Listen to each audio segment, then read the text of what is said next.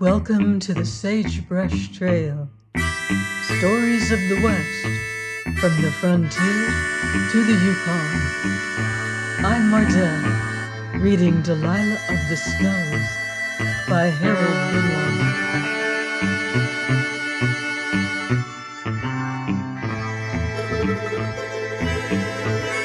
Chapter 7. Hetty Bears the Cost.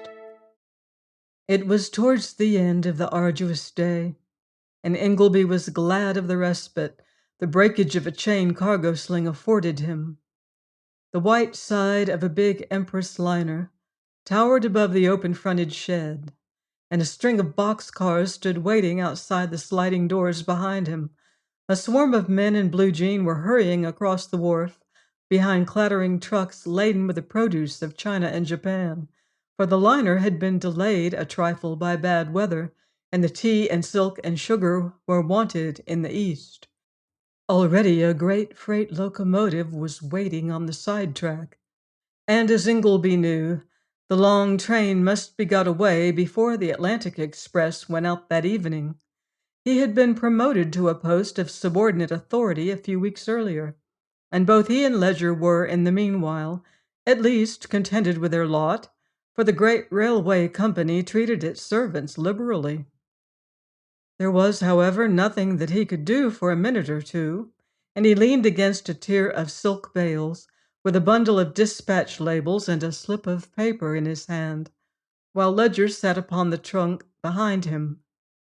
He had, though it was no longer exactly his business, been carrying sugar bags upon his back most of that afternoon, partly to lessen the labor of Ledger, who had not his physique, and now the white crystals glittered in his hair and clung, smeared with dust, to his perspiring face. His sleeves were rolled back to the elbow, showing his brown arms, which had grown hard and corded since he had come to Canada, while his coarse blue shirt, which was open at the neck and belted tight at the waist, displayed as more conventional attire would not have done the symmetry of a well-set-up figure. "We are still short of a few tea chests," said Ledger. "However, if you would mark the 2 lots I've got yonder, we could clear that car for dispatch as soon as the rest come out." Ingleby glanced at his slip. "I'll wait till I get the others. It will keep the thing straighter. There's a good deal more in sorting cargo than I fancied there could be until I tried it, and it's remarkably easy to put the stuff into the wrong car." "Then it might be well to keep your eye on those chests of tea. I can't keep the boys off them. There's another fellow at them now." Ingleby swung round and signed to a perspiring man who stopped with a truck beside the cases in question. "Leave that lot alone. It's billed straight through Express Freight East," he said. "Stick this ticket on the cases, Tom." Ledger moved away, and Ingleby was endeavoring to scrape some of the sugar off his person, when a man whom he recognized as one of the leading citizens of Vancouver and several ladies came down the steamer's gangway. Then he started and felt his heart throb as his glance rested on one of them, who, as it happened, looked up just then. It was evident that she saw him, and he was unpleasantly sensible that his face was growing hot. There was, he would have admitted at any other time, no reason for this, but in the meanwhile it was distinctly disconcerting that Grace Colthurst should come upon him in his present guise, smeared with dust and half-melted sugar. Then he occupied himself with his cargo slip, for it was in the circumstances scarcely to be expected that she would vouchsafe him any recognition. The longing to see her again, however, became too strong for him, and looking up a moment, he was conscious of a blissful astonishment, for she was walking straight towards him, with a smile in her eyes. She seemed to him almost ethereally dainty in the dust and turmoil of the big cargo shed, and for the moment he forgot his uncovered arms and neck, and felt every nerve in him thrill as he took the little gloved hand she held out. What she had done was not likely to be regarded as anything very unusual in that country, where most men are liable to startling vicissitudes of fortune, and there are no very rigid social distinctions. But Ingleby failed to recognize this just then, and it was not astonishing that he should idealize her for her courage. You are about the last person I expected to meet. What are you doing here? She said with a little tranquil smile that became her so well. Ingleby's heart was throbbing a good deal faster than usual, but he held himself in hand. Miss Colthurst was apparently pleased to see him, but there was an indefinite something in her serene graciousness which put a check on him. It was, he felt, perhaps only because she was patrician to her fingertips that she had so frankly greeted him. A girl with less natural distinction could, he fancied, scarcely have afforded to be equally gracious to a wharf laborer. I am at present loading railway cars with tea and silk, though I have been carrying sugar bags most of the day, he said. Grace showed no sign of astonishment as she glanced at his toiling comrades, and though this was doubtless the correct attitude for her to assume, Ingleby was, in spite of his opinions, not exactly pleased until she spoke again. "Don't you find it rather hard work?" she said. "Of course, one cannot always choose the occupation one likes here, but couldn't you find something that would be a little more profitable?" Ingleby laughed.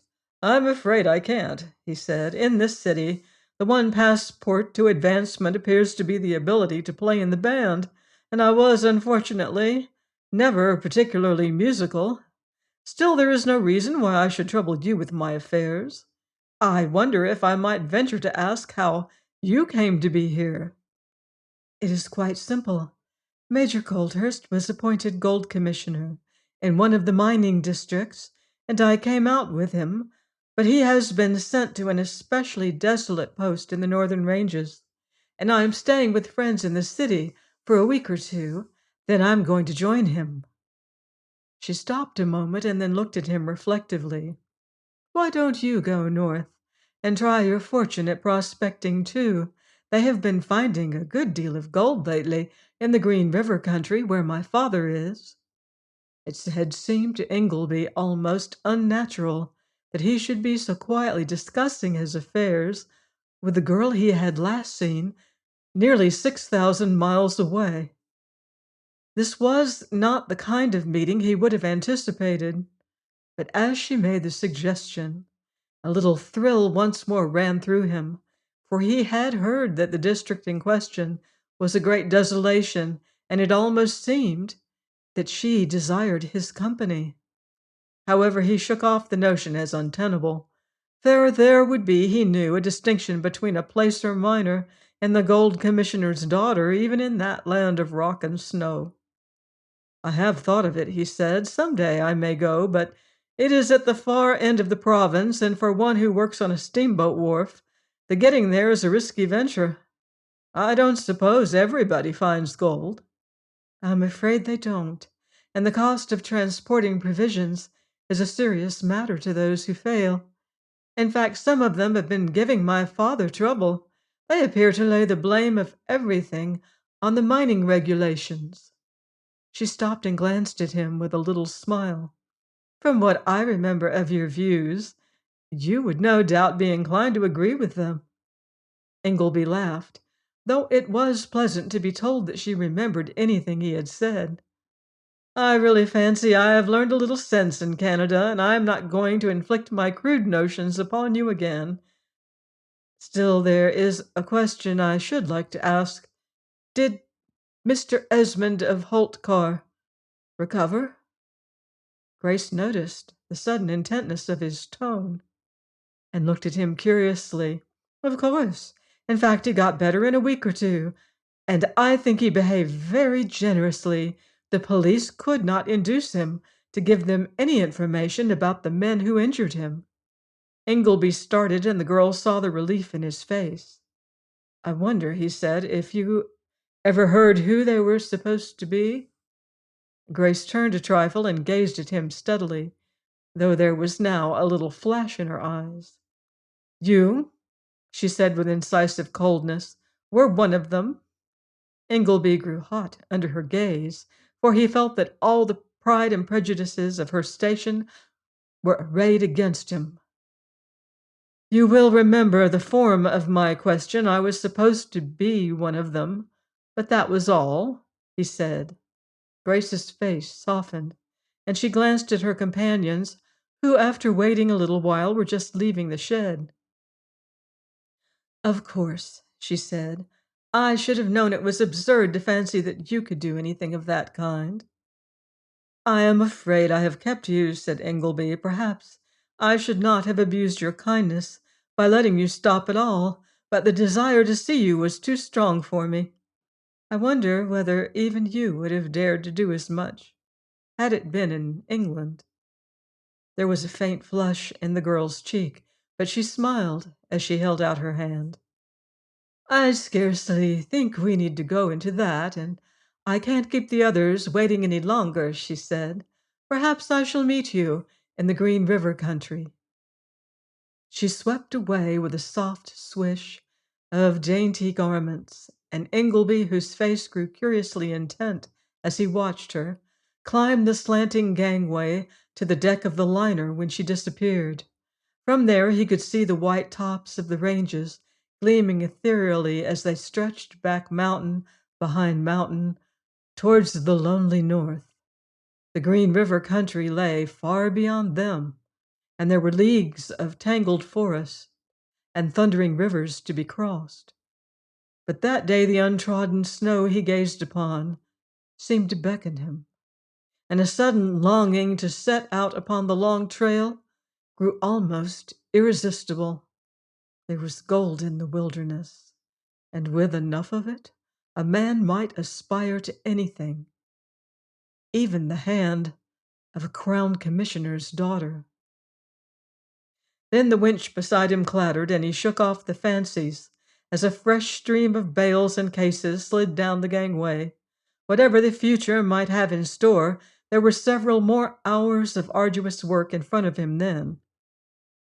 One of them had passed when Ledger came hastily up to him. I suppose you got those last few cases? He said. Ingleby started. I'm afraid I never remembered them until this moment. Have they pulled the car out, Tom?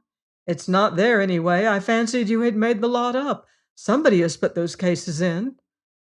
While they looked at one another, the tolling of a locomotive bell broke through the clatter of the trucks, and Ingleby sped towards the door of the shed, with Ledger close behind him. When they reached it, the hoot of a whistle came ringing down the track, and they saw the great locomotive vanish amidst the piles of lumber outside a big sawmill, with the long cars lurching through the smoke behind it.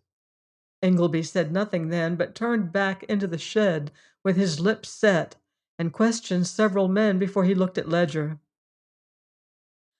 Nobody seems to know whether they put that tea into the through east car or not. And it's no use being sorry now we didn't see it done, he said. The sooner we have a word with the freight traffic agent, the better. The gentleman in question had, however, very little consolation to offer them. The fast freight has gone to make Kamloops ahead of the Atlantic Express, he said. She's not going to be held up more than 10 minutes there, and they'll have the mountain loco ready to rush her up the loops and over the Selkirks. I'll send a wire along, but so long as the road is clear, it's going to be more than any man's place is worth to sidetrack that train for freight checking. Ingleby's face grew anxious. Well, he said, what is to be done? Nothing, said the traffic manager. If there's anything wrong with your sorting, you'll probably hear about it in a week or so. They went out of the office, and Ingleby turned to his comrade. I'm afraid we'll be adrift again before very long, and while I wish you had seen nobody move those cases, it's my fault, he said. There's another thing I must mention so that you may realize all you owe me. That was Miss Colthurst of Holtcar to whom I was talking, though of course I should have been attending to my business instead, and from what she told me, it seems that I needn't have brought you and Hetty out here at all. Esmond got better rapidly, and could not even be induced to prosecute. Ledger smiled. "Well," he said, "I'm uncommonly glad to hear it, and in regard to the other question, neither of us has any intention of blaming you. So far we've been a good deal better off than we probably should ever have been in England." Nothing further was said about the affair, though both of them devoted more than a little anxious thought to it, until one morning they were summoned before the head wharfinger. "They're raising Cain in the office about a consignment of tea billed through urgent to the east that's gone down the Sioux line into the States," he said. "I guess I've no more use for either of you." "I can't grumble," said Ingleby, who had almost expected this. "Still, I should like to point out that only one of us is responsible." "No," said Ledger, "as a matter of fact, there were two, and if there hadn't been, it would have come to the same thing anyway." The wharfinger nodded. "Well," he said, "I'd keep you if I could, but after the circus that's going on about the thing, it's out of the question. I guess I'd try the Green River diggings if I were you." They went out together, and when Ingleby was about to speak, Ledger checked him with a gesture. "I think I know what you mean to say, but there's another question to consider," he said. "Trade is slack in the city just now, and taking it all around, I fancy that man's advice is good. If we can induce Hetty to stay here, we'll try the new mining country."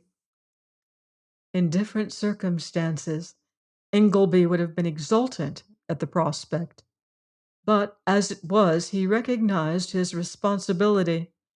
It was, however, late that evening before they were able to lay the state of affairs before Hetty, and Ingleby was almost astonished at the quietness with which she listened. "Well," she said, "there's no use worrying about it now. All you have to do is try the mines. The man who came down with the gold yesterday said they were offering $5 and $6 to anybody who would work on some of the claims." "But you don't seem to realize that we should have to leave you behind," said Ledger. Hetty laughed and flashed a covert gaze at Ingleby. "No," she said. "I'm coming with you." The two men looked at each other, and Ledger protested. "Hetty," he said, "it's out of the question. You couldn't face the snow and frost, and I don't even know how we could get you there. There are forests one can scarcely drag a pack horse through, as well as rivers one has to swim them across. And we should probably have to spend several weeks on the trail. In fact, it seems to be an appalling country to get through." "Go on," said Hetty dryly. "Isn't there anything else?" "There are certainly mosquitoes that almost eat you alive. You know you never could stand mosquitoes." "Are they quite as big as bluebottles?" said Hetty. Ledger made a little gesture and glanced at Ingleby as if to ask for support. But though Hetty's brows were assuming a portentous straightness, she smiled again. "Walter was anxious to leave me behind once before, so you needn't look at him," she said. "In fact, there's not the least use in talking. I'm coming." Ingleby said nothing. He did not wish to hurt the girl, though he fancied he knew how hard she would find the life they must lead and the great desolation into which they were about to venture. That Grace Colthurst was going there did not affect the question, for there could be no comparison between the lot of a prospector's sister and that of the daughter of the gold commissioner. Then he saw that Hetty was watching him. "Of course you don't want me, Walter," she said. Ingleby felt his face grow hot. "Hetty," he said simply, "you ought to know that isn't so. If you must come, we shall be glad to have you, and if you find the life a hard one, you must try to forgive me. If I had known what I was doing, I might have spared you this." They had decided it all in half an hour, but Ingleby frowned when he and his comrade were left alone. "The whole thing hurts me horribly, Tom," he said. "Of course, we can worry along and may do well, but you have read what the country is like. And Hetty—" Ledger appeared unusually grave. "It is," he said, "certainly a little rough on Hetty. She, at least, was not to blame, but she will have to face the results all the same. and whatever we have to put up with will be twice as hard on her." Ingleby said nothing, for he realized his responsibility. In compensation for the few minutes he had spent with Grace Colthurst, Hetty Ledger must drag out months of privation and peril.